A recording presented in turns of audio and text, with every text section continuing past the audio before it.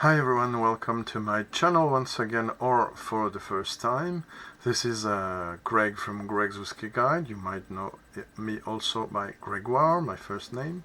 I'm from France, Paris, in Paris, and I'm trying in my channel to do whiskey reviews that are of several kinds, some that will survey different types of whiskey and different topics, and explore the topics in more depth as possible in the size here, in the long size, or in shorter ones, shorter videos, try to analyze a whiskey in particular, or 2 or 3 bottlings that could be related together.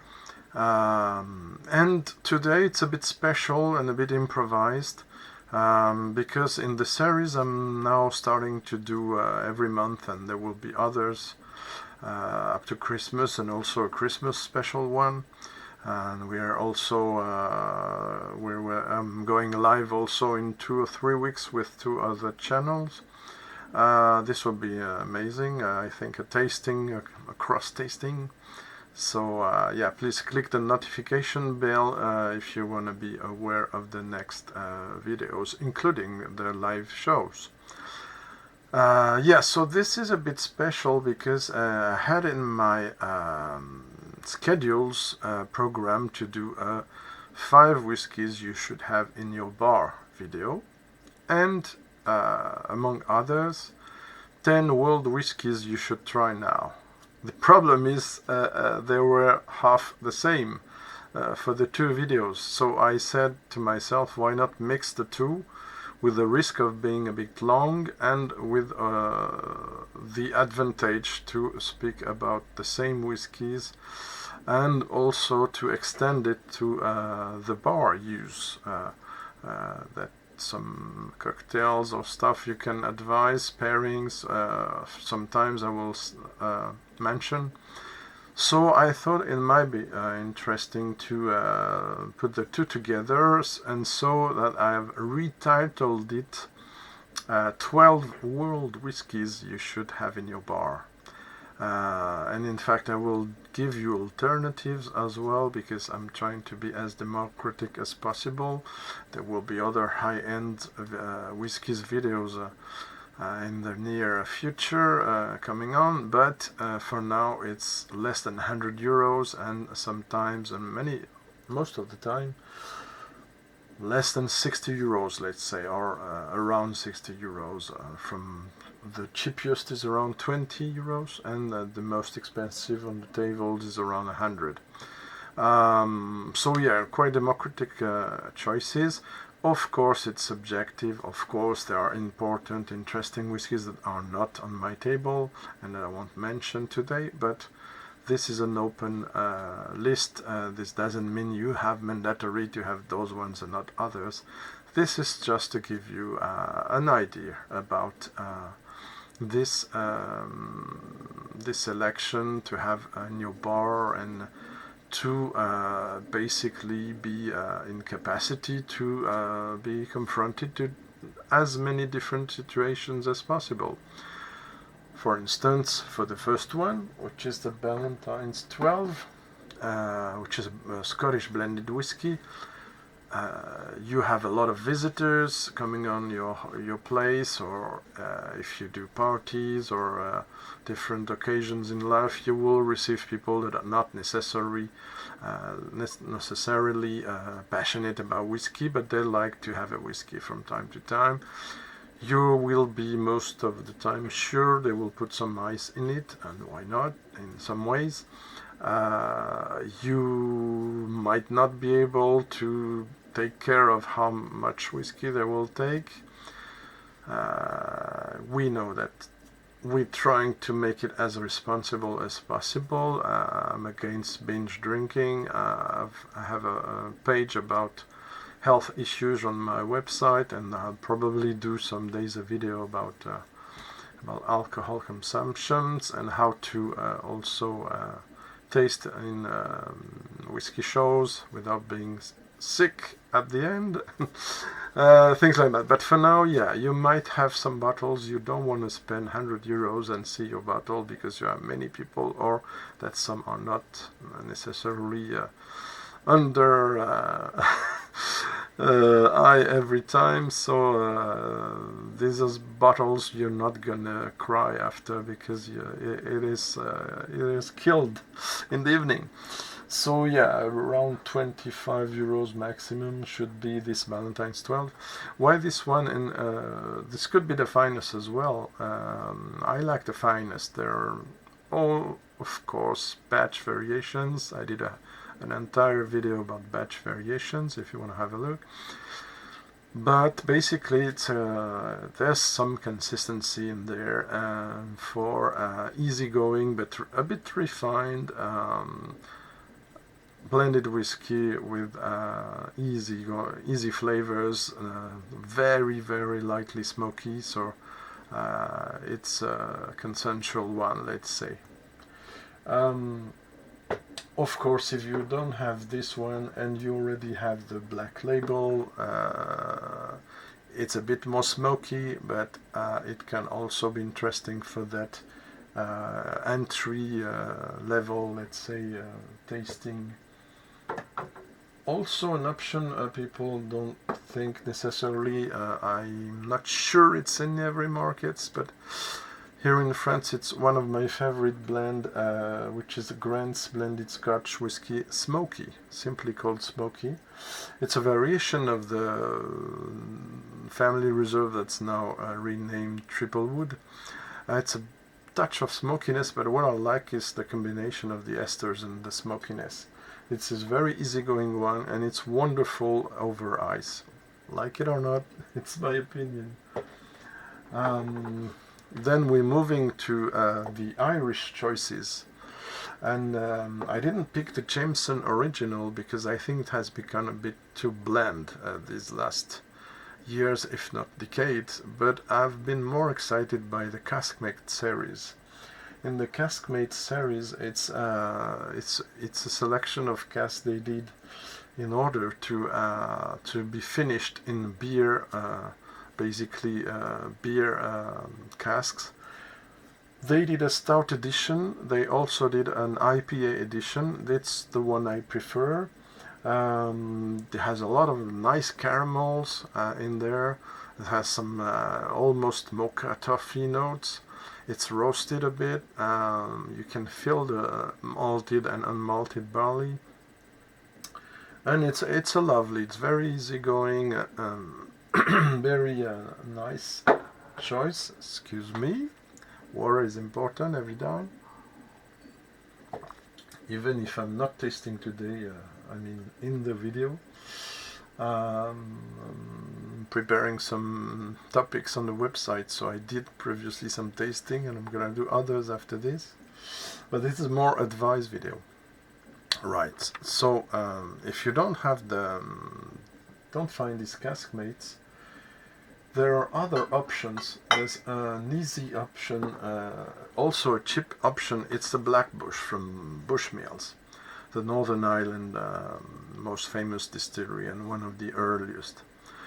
This Black Bush highlights sherry casks, but at the same time it's bottled also at 40% ABV, and it's also triple distilled. It's a very light spirit. It's a very easygoing, affordable in terms of drinking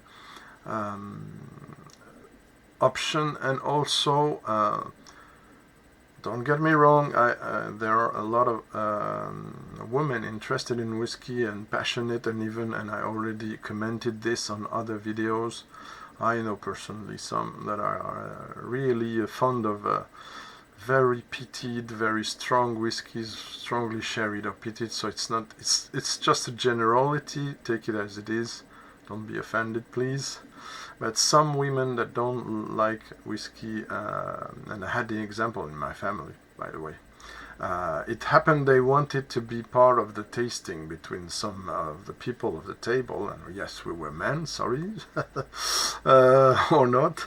And they said, okay, I don't like whiskey usually, but I said, smell this one. And she said, oh, It's different. And she liked it. So I said, let's put this option on the table. Remember, it's bottles you must have in your bar. So if you want smoothness, sweetness, you have to have a choice of this kind of things in your bar, and not only strong ABV or strong, very strongly flavored that can divide a lot too much opinions. We will have other options later on, but I thought it was an interesting option.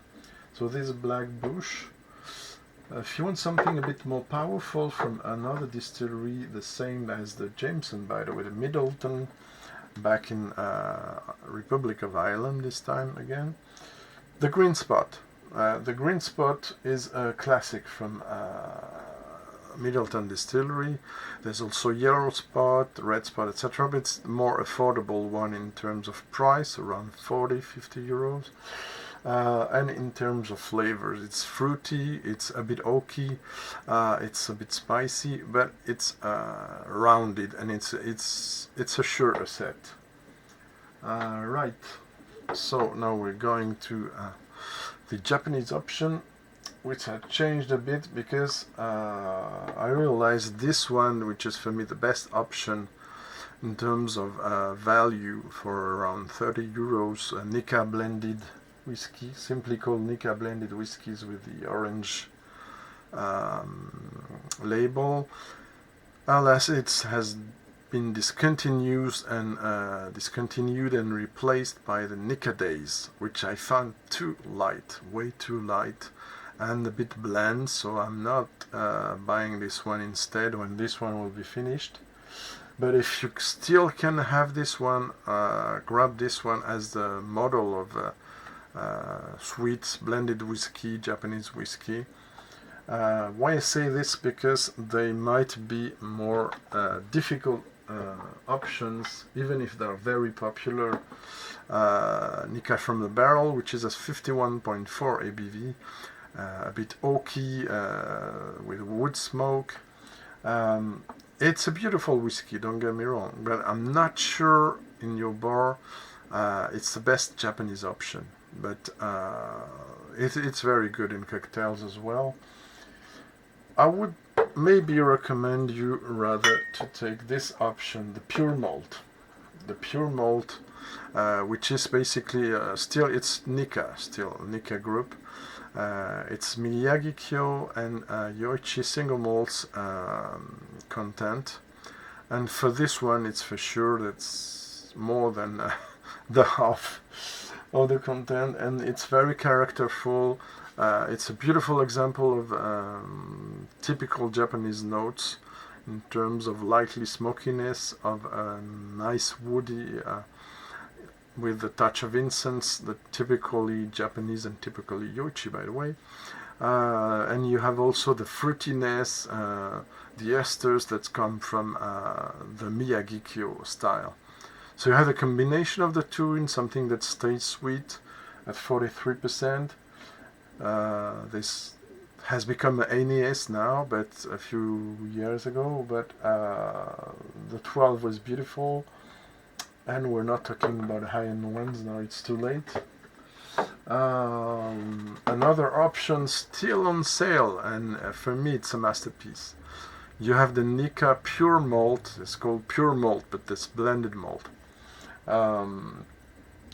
With a higher content of foreign whiskies, I have to say, but it is not a selection of other whiskies than their distilleries cask that take the lead on the distillery house style of Yoichi and Miyagi-Kyo. That's why I recommend it, and it's absolutely stunning whiskey. I've tried for 20 years and doesn't move so much. This is a more recent bottling, but it is beautiful. This one is the Pure Malt Red. I recommend the Pure Malt Black as well. That's more smoky and more influenced by the Yoichi style. I do not necessarily recommend the white, however, because the white is the one that has the most impact from non-Japanese distilleries. All I'm saying, it's a bit more than an opinion, but as I heard, it was mainly some Islay whiskies in there. It's a very peated whiskey. But yeah, the Pure, it's 50 CL, by the way. It's the only thing that it's value-wise a bit problematic. Maybe for some it's around 45 euros. If you can have a special gift box with a beautiful calligraphy on the box and stuff, I have it here, but I'm not going to lose time with this. Grab it. And you will see also other Japanese options on other grounds later on in this video. Then we're going to move to something more spicy, more flavorful, maybe in some ways, which is the Lot 40, actually one of my favorite whiskies. We have already seen on the channel and in many others. Why this choice? Because it's 100% rye whiskey. And what's interesting in this one is that the strong flavors in floral and fruity florals and spicy could be highlighting very well, in my opinion, cocktails like Manhattan, for instance. So yeah, so this is an option to also be able to provide some interesting whiskies to make cocktails. If you don't find this Lot 40, which is on sale around 36 euros in France, which is absolute bargain, considering the rating very high I gave it, 93, yeah, out of 100. Another nice, very nice, not Canadian this time, the Lot 40 is Canadian, this one is from the United States. The Jack Daniel's Rye, it doesn't have 100% but 70% rye. So if you want something that has a lot of character with the maple note that's typical from the charcoal system, filtering system of the Tennessee whiskies, you can choose this option as well. And it's 45% ABV, so it's a strong proposal as well. Moving on now to some more exotic, as it is a world whiskey, but it's also a selection, bear in mind, of great value whiskies for me, for almost all of them. I picked the Amrut Fusion that you might hear a lot of times everywhere, because I think it's a stunning whiskey with some oriental spices and flowers and fruity notes, as well as some deliciously smoky notes. The peat comes from Scotland, but it doesn't show. I mean, when you taste it, you're not thinking Islay. So yeah, a beautiful whiskey bottled at 50%. This one will be a bit more for people who know a bit more about whiskey or have already tasted some. So you can propose this, and you can also explain that it's a barley from near the Himalaya mountain. So impress a bit your guests from very exotic country. The other option, I have it here but not on the table, it's of course another Indian distillery with not similar notes but a profile that could also be very pleasant in the same ground. It's the Paul John Edited, which is the one that's smoky. And if you don't want smoke in your Indian whiskey single malt proposals, you can pick up the Amrut single malt, simply called single malt, or the Paul John Bold, which I think is not or very lightly peated. Then we're moving on to something more, maybe more original. It's oh yeah, I forgot to say, sorry, about exotic things. We beginning to have some here, unfortunately not enough for me, but we have now two different versions of Starward Australian single malt, using a lot red wine from Australia in his component, in his recipe, but it's a beautiful single malt, and you can find now the twofold and what was the name? I forgot.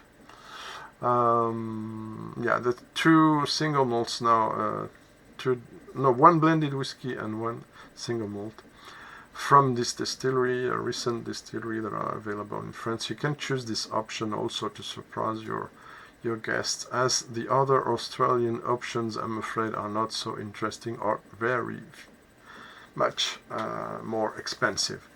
And yeah, this is a little wink to a channel called Prestige Liquids WW from Andrew, who's in Australia. So if you want to know more about Australian whiskies, have a look at Prestige Liquid channel.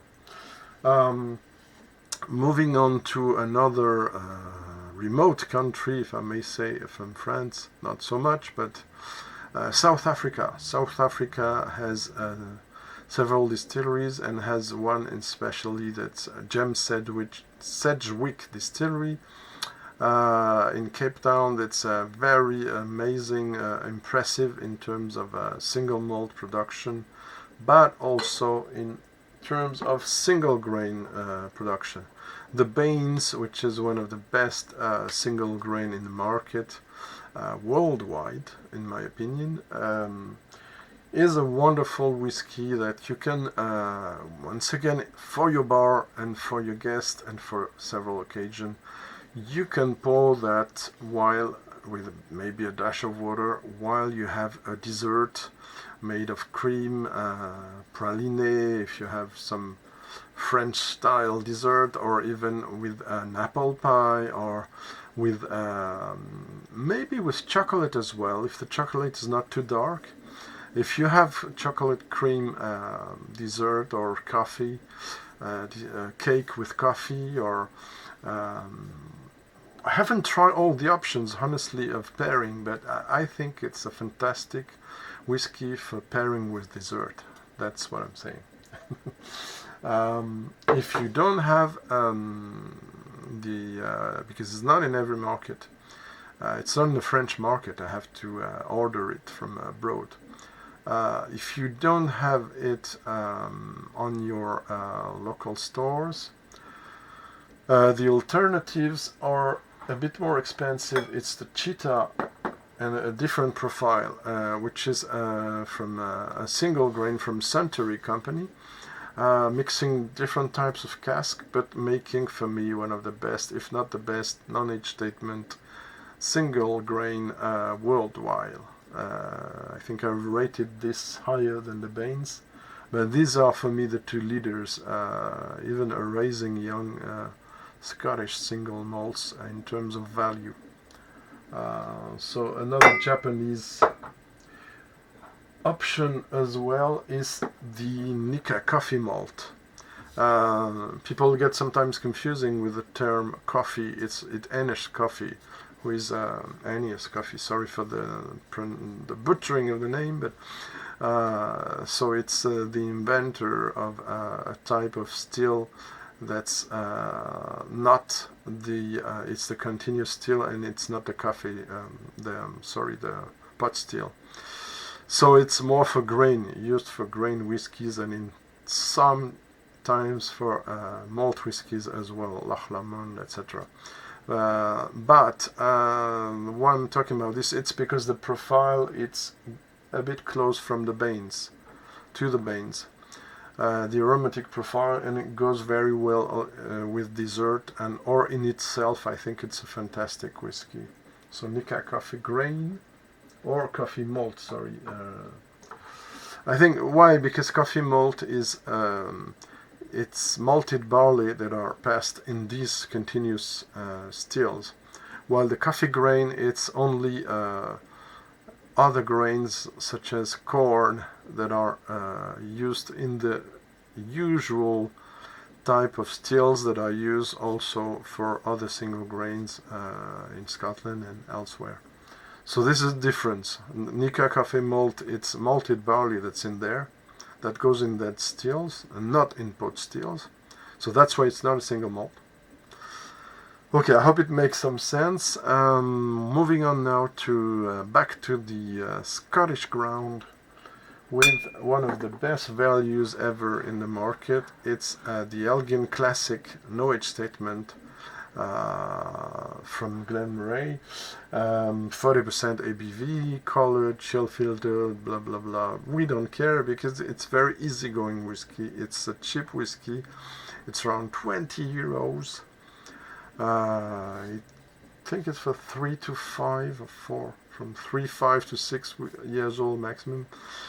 It's a lovely whiskey. If you like whiskies that brings you immediately in the countryside with flowers, with hay, with some acacia honey, with some sweet spices, some ginger.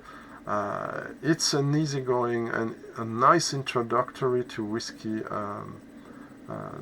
to people who are not familiar and want to try a single malt. And it's a very nice one. I have another option for you guys, which is from Sweden, but in a kind of similar profile in terms of flavors. It's the Macmyra Brooks, which is single malt, also a young one, but I think one of the best they do on the more natural option, let's say, no finishes and stuff. So it's bourbon driven, of course, sorry. Same for Glenmorangie, it's a lot of first fill and some refill bourbon casks. Then we're moving on to a bit more substantial, let's say, and a bit more aged single malt from Scotland again, with the Aberlour 16 years old double cask matured, which is for me one of the best value of the market. And we have the chance here, I'm sorry guys if you're in the US or elsewhere, we have the chance here to have it bottled still not for long. I see some expressions now, some variants with a new label that are 40%, but this one is still at 43% ABV. It's honestly, it's a bottling I'm buying for more than a decade, and very satisfied of. And in terms of pairing, you have to absolutely to have this one, because if you're in the, if the batches are good, and if it has been a bit consistent over the years, but you never know. But if the batches are good, you will get longerly, like baked for hours, compote, like we say in French, baked apples and a bit of pears as well, flavors. You have something that's fantastic to pair with apple pie, also with almost every moment of the dinner. You can have it as aperitif. You can have it with some I forgot the term. You can have it with some charcuterie in French. Sorry, I should have been prepared to this. Saucisson, stuff like that. You have to Google it. I'm sorry. And it goes also with perfumed ice cream with apple flavors, caramel flavors, vanilla. It's a kind of all-rounder. I didn't pick up the Highland Park 12 or 18, I should, but it happened this one kind of almost summarized all the non-peated whiskies with a few others here. Right, if you don't have it, once again, you can have something that's more on the sherry side, the Glendronach 12 years old original, of course, which is a stunner and a great value. You can have also a bit more woody, but still very good, the Balvenie 12 years old double wood. Moving on now, and we'll go back to Scotland later on. I had to propose you an American option, of course.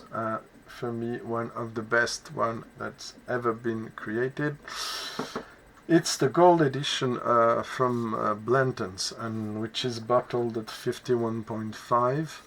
I thought a long time it was only for the French market, and it appeared it's for different markets.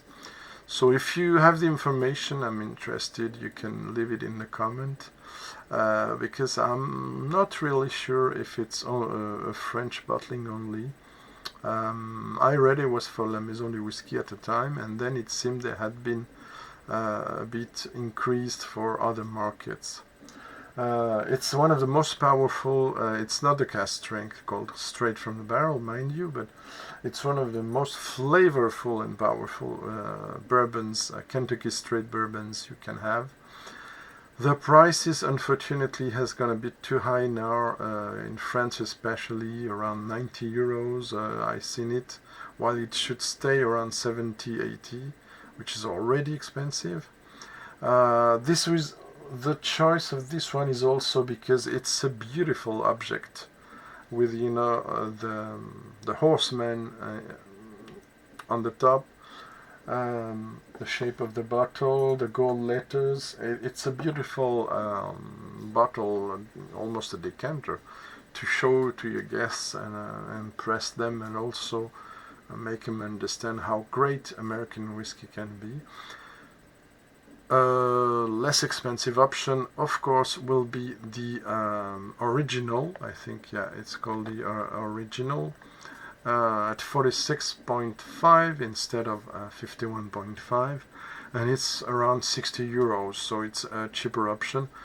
Once again, there are others, the Michter's Saltmarsh, the Michter's American Whiskey, the Woodford Reserve triple distilled bourbon, which is rare, Distiller Select, or if you want a more woody proposal, you have this double oaked. And another option, more on sweetness and vanilla and sweet caramel and toffee, which I like very much, is the Larceny, which is a wheated bourbon, which is this, the leading cereal is the corn, and then instead of rye or malted barley or unmalted barley or else, the second ingredient is wheat. Beautiful bottle, around 50 euros the liter in France at 46% ABV. Right, and there's gonna be other videos about bourbons, don't worry guys, because I have a lot of things to assess. Thanks again to the people who support the channel by providing samples and bottles. Really, it's much appreciated. Thank you again. You know who you are. We're going back now because time is running out once again, every time. These videos are long, but you put in perspective things about a collection or a bar. It's interesting for me to have comparisons. Tell me if it's too long, if you now want mandatory 10 minutes videos. I'm gonna do some shorter videos, but for me this kind of videos are useful to understand the different options. Right, going back to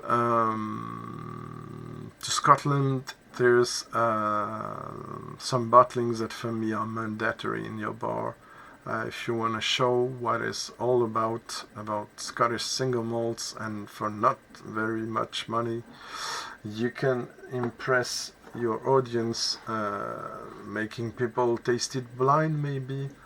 The Benromach 10, which is a combination of bourbon sherry cask and with a deeply peated but not strongly peated elements in it. It's a distillery driven by Gordon Macphail, an independent bottler, and they do, I think, a pretty well job. We'll speak about them again in La Maison, in Whiskey Life Paris report, where I tasted other versions of it. One of the best 10 years old of the market, this Benromach, but of course the other is Springbank 10. You cannot not mention Springbank 10. There's peat, there's also that a bit greasy, a bit petrol-y side, not too much, don't worry. From Campbelltown, what some call Springbank Funk, or Campbelltown Funk, because there's 2 other distilleries there. Yeah, it's an impressive single malt. It's very has a lot of structure. It's very interesting in blends once again. 46% ABV. This one, the other one, the Ben Romach, was 43. This one is the natural option, let's say, with no chill filtration. 46% ABV. No coloring, caramel coloring. Family-owned distillery, etc. But you know what I think of them. Another option, a bit less natural, but this is divided opinions, but for me it's one of the best that the Bowmore distillery from Islay did ever made. Depends on the batches a lot, guys. I had the chance to try about 5 or 6 different. This is the second one I have. It's not the best, but it's still very good. It's the darkest. Beware, because now Bowmore is releasing a lot of different options on the 15 years old age statement. So you have to see the subtitle, name, the ABV, and maybe if it's a mention of other series, because there are probably 3 or 4 different 15 years old, so it can be confusing. In order not to be confused, this is called the darkest. 43% ABV, a beautiful sherried whiskey. Of course, while we speak about peat, we cannot not mention Lagavulin 16. Why 16 on the 8 years old? Because the 8 years old in France is much more expensive than in some other markets, and also the fact it's more expressive with the higher ABV, 48 instead of 43, makes it maybe a less bearable, let's say, for your visitors if they're not into peat. But if they're in, you can have the 8 in your collection. Of course, they will be very happy. And don't forget, with all these different ABVs, you should propose, in my opinion, just my opinion, a dash of water to open up these whiskies and maybe tame down, not always the case, but tame down a bit the alcohol, or release other flavors that could be a bit hidden. And also take your time. Take the time for the whiskey to breathe in the glass. If you don't have the Lagavulin 12, you can choose the Caol Ila 12, Lagavulin 16, sorry. Caol Ila 12 is one of the most consistent and greatest value in terms of peated whiskies, even if it's not matured in Islay, which is a funny detail. You can still have the impression it's smoky, it's a bit maritime, it has some green elements as well, but it is distilled in Islay and it's a beautiful whiskey. If you want to have in your bar a more strongly peated option, I cannot not recommend once again, and they don't pay me, this Elixir Distillers Port Askeg 100 proof, which is absolutely a stunner, one of last year's whiskies of the year for me. Then after,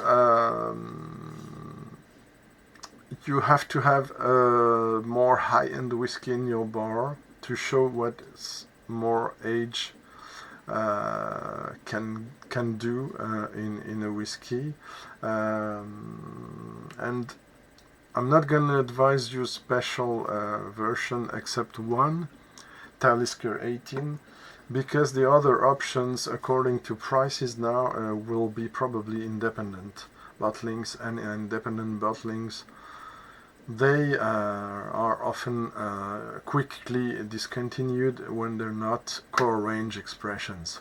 But yeah, go see Cadenhead, Gordon MacPhail, go see Adelphi, go see single malts of Scotland. Go see who else. There's so many. Duncan Taylor sometimes. Signatory sometimes, not always. Barry Brussenrod, etc. To find out more high-end, affordable whiskies. But for now, this is the Talisker 18. Of course, the 10 is recommended in your bar, or the Sky if you don't have the 10 years old. Beautiful, 18 years old. It has a bit, over the years, it has become a bit less sexy than before, let's say, and less mini Port Ellen E than before. It was the cheapest option 10 years ago when you couldn't afford a Port Ellen to buy a Talisker because you had some kind of balance and complexity that was a bit unlike the 20 to 25 years old Port Ellen, and there was a lot of in common with the Talisker 18. Now it's a more rounded, it's a more well, sanitized, let's say, so it has less charm than before, but still this one is a nice bottling. I can recommend. You could be, to finish the video, you could be surprised, Greg, you're French, this is a world tour whiskey, world whiskey selection, and you don't put any French whiskey in there? Ooh. The answer is simple, is that I have issues now with understanding if some expressions are discontinued or not. I'm worried the one I'm going to show you is discontinued, so I'm not sure about it. If you have information, I'm interested. It's the Armoury Classic, which is a French single malt from Brittany, which is unpeated and has a lot of character, and for me it's a nice example of French quality whiskies. The other option I cannot really advise you unless you're buying online very quickly or having the time to go to Brittany. It's the Glenarmor distillery, which is for me the best one in France so far, because they're doing very small batches or single casks only. It goes very quick. But the Glenarmor is the unpeated version, and the same distillery does the Cornog, which is the peated version, which is absolutely stunning. And you can go blind with it, and you can be sure that most of the people will tell you, oh, what is it, Ardbeg, the Frog, or no, it's French. That's it. So we're over the 42 minutes, and to think I thought 30 minutes will be enough for this. Shame on me, once again. So I hope it was interesting in some ways. Let me know, if not, or if. Thanks for watching, and don't forget to click the like button because it helps if you like the video. There's more coming in, shorter and more specialized in less wide topics, maybe coming in soon, so stay tuned. Thanks again for watching, and bye bye.